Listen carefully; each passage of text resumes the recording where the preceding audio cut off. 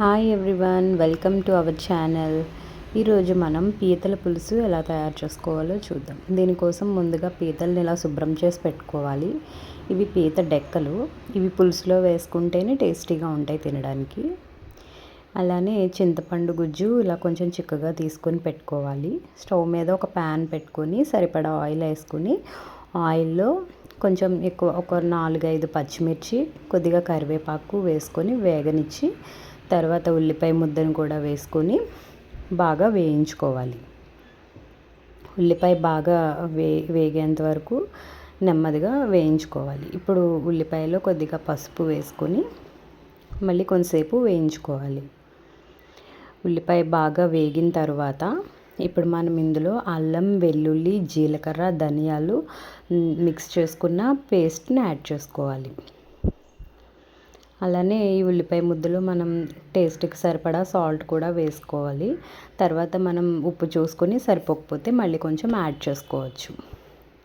ఈ పీతల పులుసుకి ఇదే మసాలా అండి. ధనియాలు, జీలకర్ర, వెల్లుల్లి, అల్లం మొత్తం కలిపి పేస్ట్ చేసుకొని ఇలా పేస్ట్ని వేసుకోవాలన్నమాట.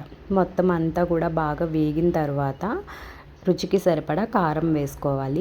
ఆల్రెడీ మనం పచ్చిమిర్చి ఎక్కువ వేసుకున్నాం కదండి, ఇప్పుడు కారం సరిపడా చూసి వేసుకోవాలి. అలానే మనం ముందుగా తీసి పెట్టుకున్న చింతపండు గుజ్జును కూడా వేసుకొని 1 నిమిషం మరిగిన తర్వాత ఇలా మనం ముందుగా శుభ్రం చేసి పెట్టుకున్న పీతల్ని ఇందులో వేసేసుకోవాలి.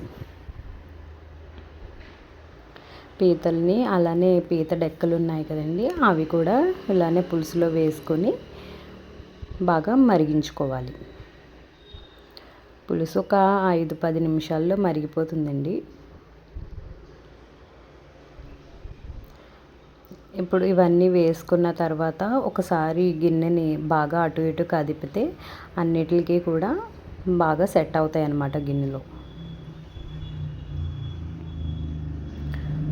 ఇలా వీడియోలో చూపించిన విధంగా గిన్నెని కొంచెం అటు ఇటు కుదిపితే మొత్తం అన్నీ కూడా పులుసులో చక్కగా సెట్ అవుతాయి. మనం మూత పెట్టుకొని పులుసుని మరిగించుకోవాలి.